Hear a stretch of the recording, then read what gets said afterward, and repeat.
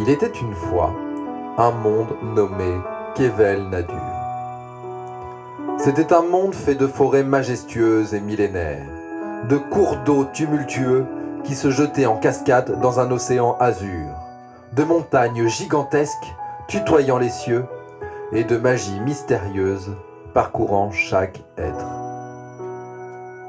Ce monde, bien que d'apparence idyllique, était néanmoins le théâtre de l'affrontement entre deux peuples, les humains et les hommes bêtes. Les premiers étaient semblables à vous, et leurs lointains ancêtres étaient originaires de votre monde, la Terre. Les seconds, pour autant qu'on le sache, ont toujours habité dans le monde de Kevel Nadur. Ils sont des créatures puissantes, à mi-chemin entre des hommes se déplaçant sur deux jambes et des animaux. Certaines de ces formes nous sont parvenues au travers de légendes mythologiques. En effet, qui n'a jamais entendu parler des centaures et des minotaures ?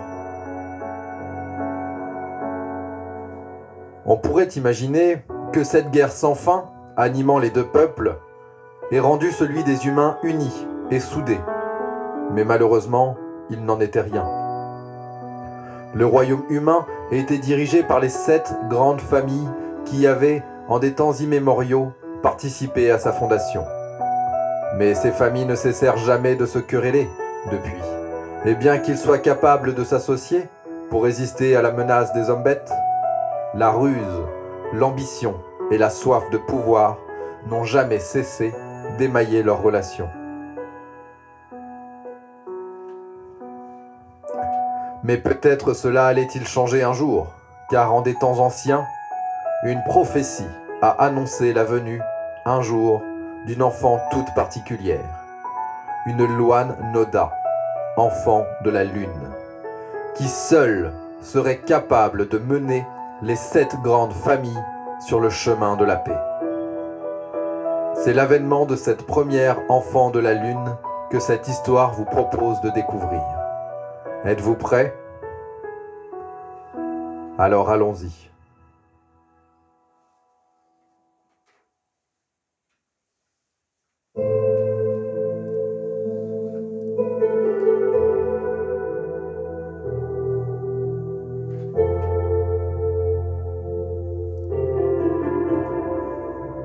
Dans une plaine verdoyante de Kevel Nadur, cernée par montagnes et forêts, se dressait un moulin, attenant à une petite mais confortable masure.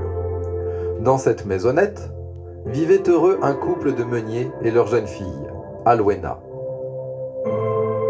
Leur quotidien était paisible, et la vie douce et agréable.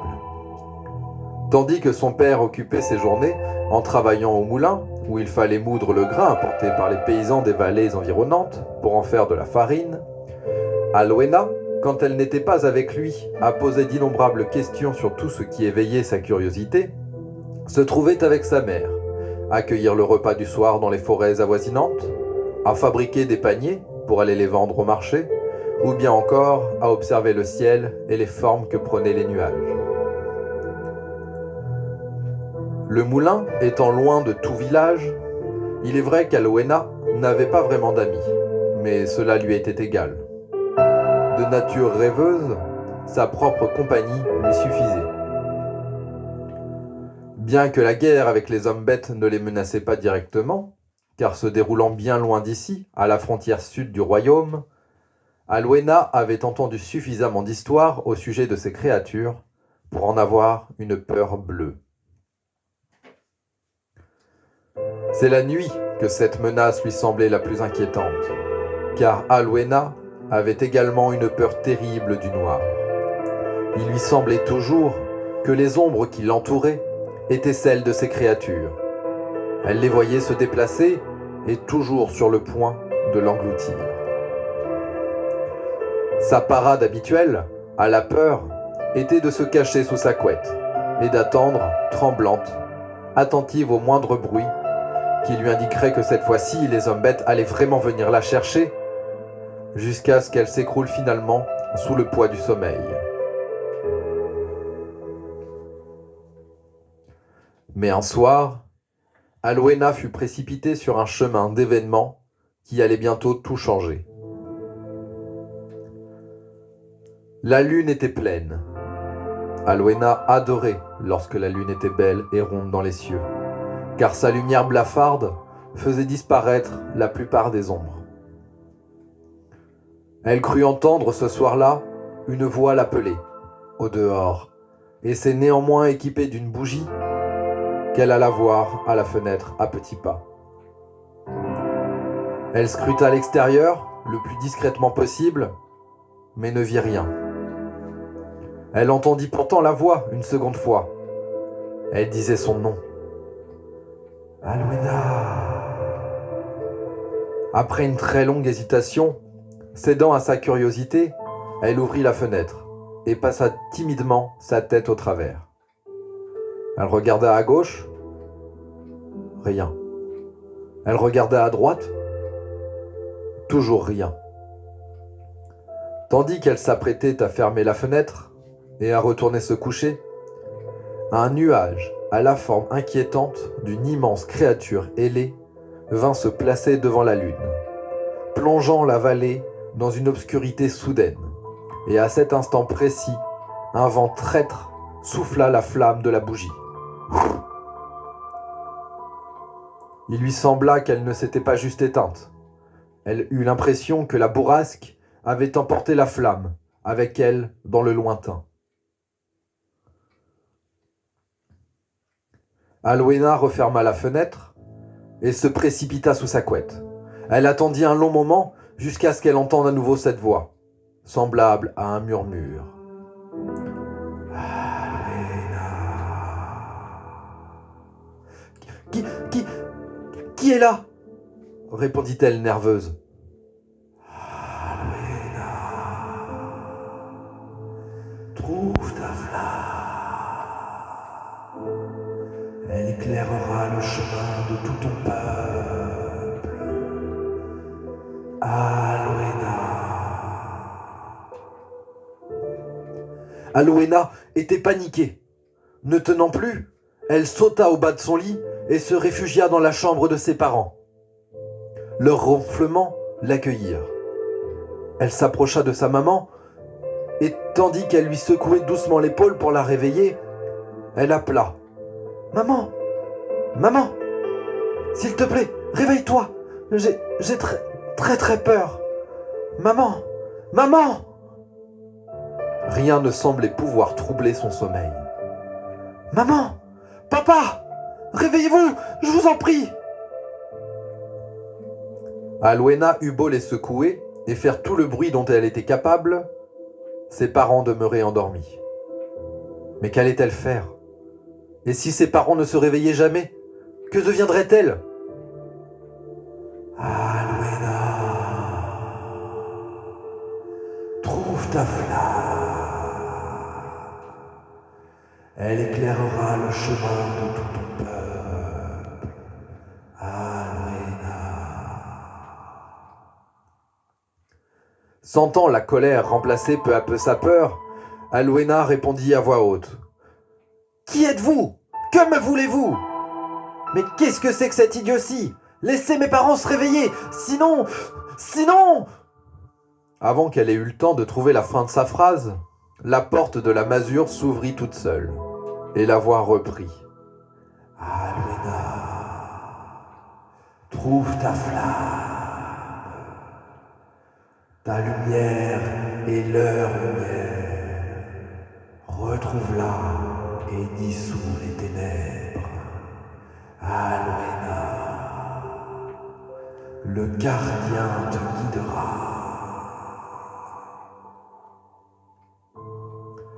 Alwena aurait voulu croire que tout ceci n'était qu'un horrible rêve et qu'elle allait se réveiller, bientôt. Mais elle sentait qu'il n'en était rien. La lune était toujours masquée par l'inquiétant nuage et plusieurs heures s'étaient écoulées sans que le jour ne semble se rapprocher. Alwena n'avait aucune envie d'aller chercher cette flamme ou ce gardien, mais elle sentait que ses parents risquaient de ne jamais se réveiller si elle n'agissait pas. Puisant dans le courage qui habitait son cœur, elle s'habilla chaudement et sortit dans la nuit froide et obscure, sans se retourner, sa chandelle éteinte à la main.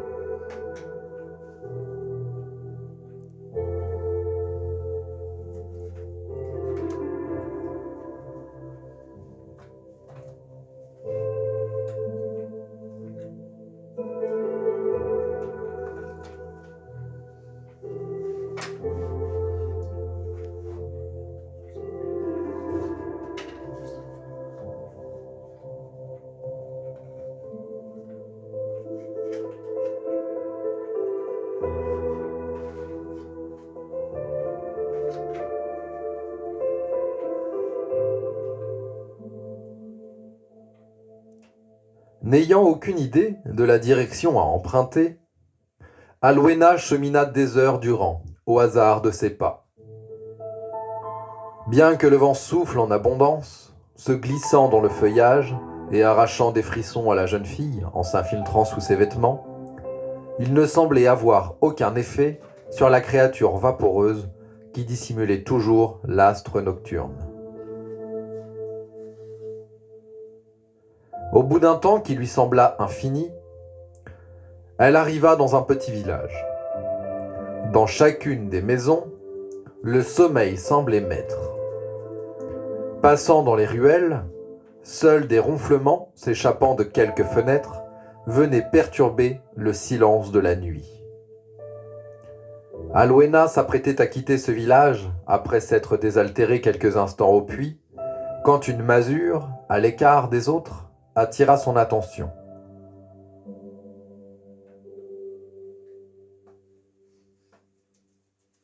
Un homme se plaignait d'une voix geignarde.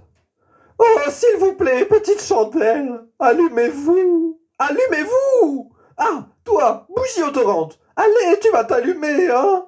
Oh, dis-moi que tu vas t'allumer! Oh, bon sang, rien n'y fait! Mais que vous arrive-t-il, mes beautés? Que vous arrive-t-il » S'approchant de la maison, Alwena appela l'homme inquiet, qui sortit en trombe. Il était vêtu d'un pyjama bariolé et un bonnet de nuit rapiécé recouvrait le sommet de son crâne. « Monsieur, vous allez bien » demanda-t-elle avec sollicitude. L'homme, semblant quelque peu désorienté, répondit d'une voix plaintive. « Bien sûr que non! Je suis fabricant de chandelles et je me suis réveillé soudainement, traversé par une terrible intuition. Il fallait que j'allume mes bougies. Eh bien, impossible! Je n'arrive plus à produire la moindre flamme, plus rien! Oh, mes pauvres beautés ne peuvent plus m'apporter le réconfort de leur chaude lueur. Oh, malheur de malheur! Que vais-je devenir? Tout le monde va se moquer de moi. Ils diront tous, « Eh, regardez, c'est le fabricant de bougies qu'on ne peut allumer. » Ma bougie non plus ne se rallume pas, répondit Alwena, compatissante. Je cherche le gardien. J'espère qu'il pourra m'aider à trouver la flamme. Vous ne sauriez pas où je peux le trouver? Oh, mes pauvres beautés, que vous arrive-t-il?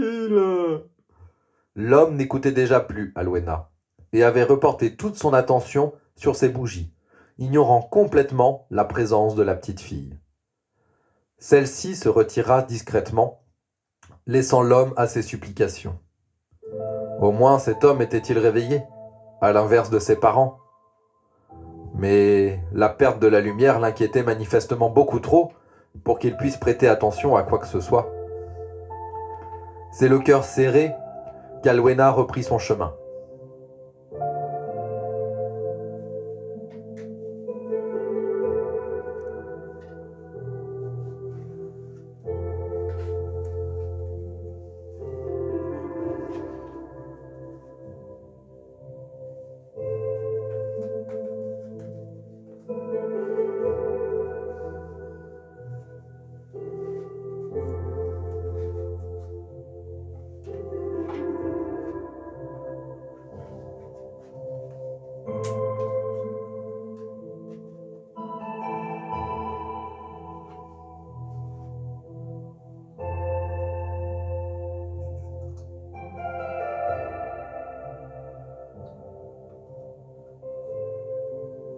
Après un long moment de marche, le sentier qu'elle suivait commença à s'enfoncer dans les bois où les ombres étaient plus grandes encore et semblaient menacées de se refermer sur elle.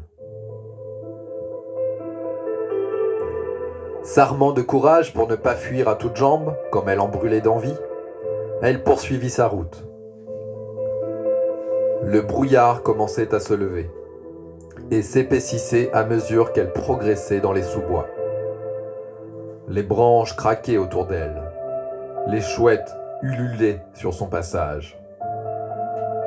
Soudain, elle aperçut une lueur vacillante flotter dans les brumes, au loin. Alwena s'en approcha, espérant avec force qu'il s'agissait de sa flamme, mais quelque chose clochait. À mesure qu'elle avançait, alors qu'elle aurait dû se rapprocher de la lumière, celle-ci semblait toujours aussi loin. Elle se mit à courir en sa direction. « Attends, s'il te plaît !» cria-t-elle à l'attention de la lumière. « Reviens, s'il te plaît, je t'en prie, j'ai besoin de toi !» Une petite voix fluette lui répondit à son grand étonnement. « Je serai toi l'humaine, je ne suivrai pas cette lumière. » Alwena s'arrêta net. Elle scruta les alentours et finit par repérer l'auteur de ces paroles. Au-dessus d'elle, assis sur la branche d'un arbre, se trouvait un être minuscule, chapeau et oreilles pointues. « Mais qu'est-ce que vous êtes ?» demanda-t-elle balbutiante. « Ce n'est pas très poli comme question. En général, on demande plutôt aux inconnus qui ils sont.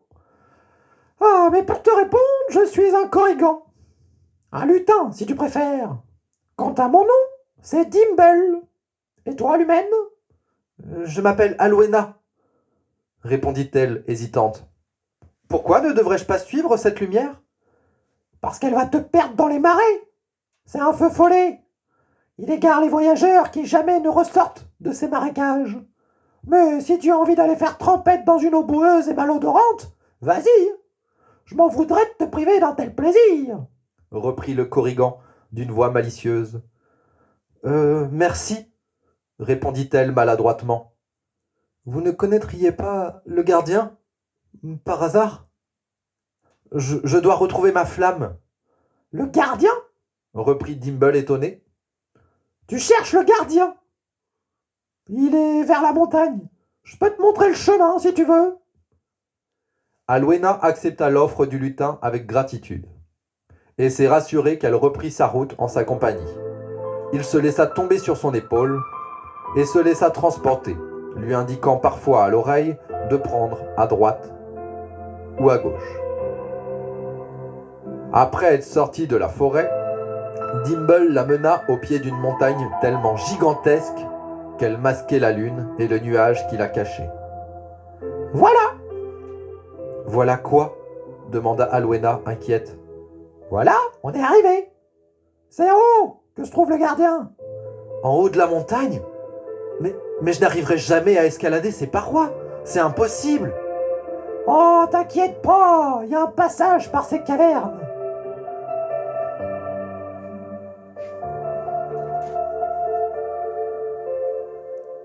Alwena entra dans la caverne que lui désignait Dimble, toujours perché sur son épaule.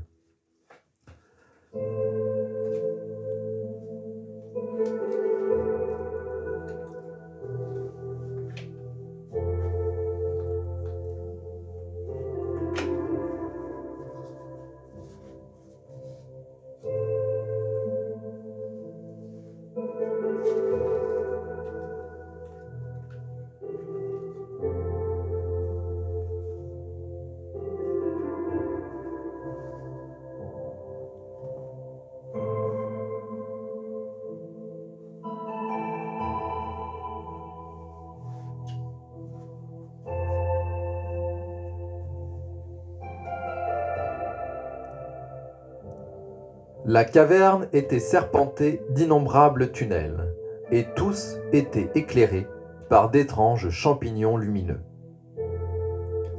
Alwena sentait qu'elle se rapprochait de son but. « Prends ce tunnel! Il mène jusqu'à un ami !» lui conseilla Dimble. Chacun de ses pas se répercutait en écho et venait se mêler au clapotis des gouttes d'eau qui tombaient à intervalles réguliers du plafond. Ils arrivèrent jusqu'à une salle qui semblait habitée et au centre de laquelle se trouvait une silhouette massive qui leur tournait le dos. « Salut, Darche !» dit la petite voix de Dimble. Le dénommé Darche se retourna lentement, laissant apparaître un visage poilu, surmonté de cornes.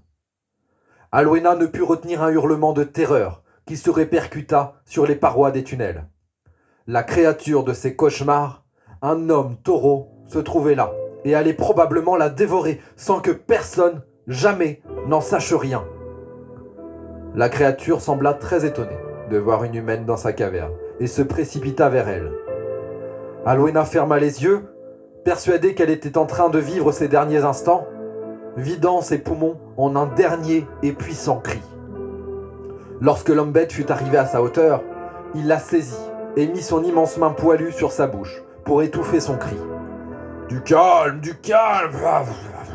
Je ne te ferai pas de mal, mais si tu continues à hurler comme ça, les autres vont t'entendre, et eux, ils s'en priveront pas. Ils détestent les humains, et ils se moqueront bien de savoir que tu n'es qu'une enfant. Cache-toi là-dessous, vite! Je les entends qui approchent, ne fais pas de bruit! » Il la recouvrit d'une couverture sale et malodorante, quelques instants avant que d'autres voix rauques ne s'élèvent dans la caverne. Alwena ne comprit rien de ce qu'elle disait. Manifestement, les hommes bêtes avaient leur propre langage. Et quand bien même, son cœur battait tellement fort qu'elle avait du mal à percevoir d'autres sons. Les minutes défilèrent, jusqu'à ce que finalement, la couverture soit tirée d'un coup sec, dévoilant à nouveau la pièce, occupée seulement par Darche, l'homme taureau. « Eh bien, Dimble, te voilà en bien étrange compagnie, » dit ce dernier de sa voix grave. « Cette humaine s'appelle Alwena. Elle cherche le gardien. Et vu la longueur de cette nuit, je ne serais pas étonné qu'il la cherche aussi. Tu peux nous aider, Darche? La petite marche depuis des heures. Je pense qu'elle est très fatiguée. » Darche ne répondit pas tout de suite, scrutant Alwena des pieds à la tête. « C'est d'accord, déclara-t-il finalement, avant de hisser la petite sur ses épaules. « Tu peux t'accrocher à la fourrure de mon dos. Elle est épaisse, je ne sentirai rien. » Alwena n'en revenait pas. Ainsi, tous les hommes bêtes n'étaient-ils pas des brutes sanguinaires? Et si la paix était possible? Dimble sur son épaule, et elle-même sur le dos de Darche, ils avançaient rapidement dans le dédale de la montagne.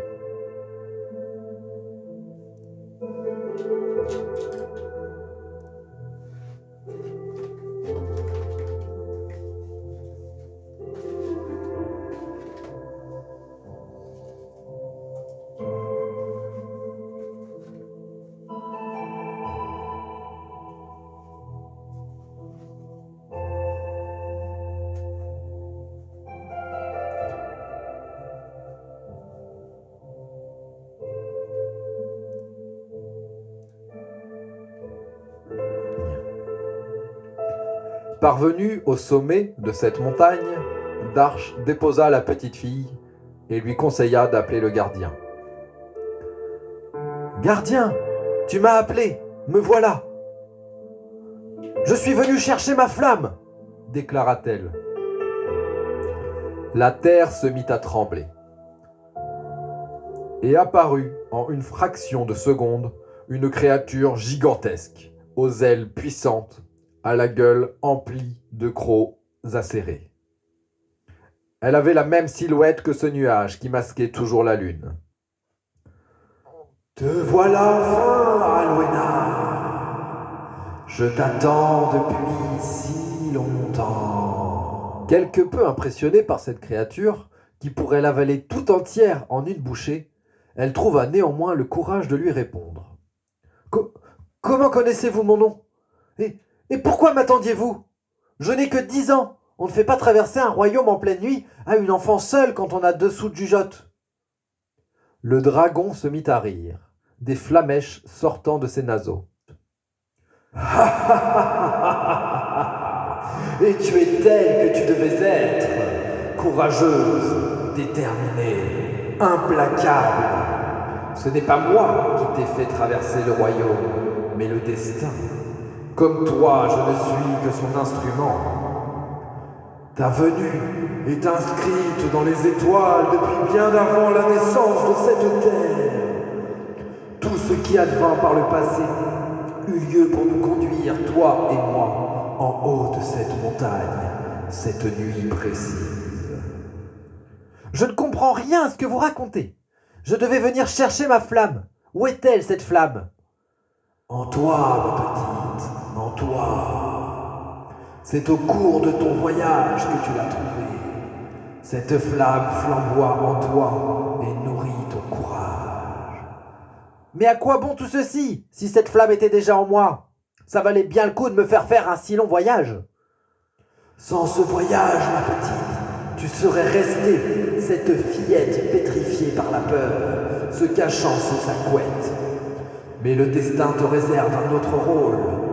La lune t'a choisi, mon enfant, pour être la première à guider ton peuple vers la paix. Mon peuple? Mais je suis fille de meunier, pas de seigneur. Personne ne m'écoutera jamais. Le dragon pencha sa tête vers le visage d'Alwena et souffla son haleine chaude. Le temps sembla se figer un instant, et la chevelure de la petite fille, jusqu'alors d'un noir de jet, devint aussi blanche et pure que la neige immaculée des plus hauts sommets. Après cette nuit, quand tous se réveilleront, ils te reconnaîtront. Tu es la première des Luan Noda, enfant de la lune. Tu détiens la flamme, mon enfant, et confiance. Les fils du destin ont tracé ton chemin. Tu as découvert ce soir, en faisant la connaissance de Tarsh, qu'à l'instar des humains, les hommes bêtes n'étaient pas tous semblables. Dans le sillage de la paix que tu instaureras au sein de ton peuple, suivra peut-être un jour celle avec les hommes bêtes. Viens, il est temps pour toi de partir. Grimpe sur mon dos, Luan Noda. Après un instant d'hésitation, Alwena se hissa sur le dos de la créature, qui après une lourde impulsion, déploya ses lourdes ailes et s'envola. Tandis qu'il volait en direction de sa maison, la lune terminait sa ronde dans le ciel et laissait place à l'aurore naissante. Les hommes et les femmes du royaume se réveillaient tous d'un sommeil profond, peuplé d'étranges rêves de dragons et de petites filles à la chevelure blanche. Tous virent passer dans le ciel cette créature montée par une fillette, et tous sûrs. La première, Luan Noda, était advenue. Elle les guiderait.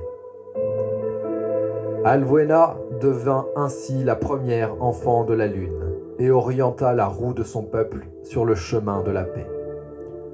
Elle n'eut plus jamais peur de l'obscurité, le cœur réchauffé par cette flamme ardente animant son courage.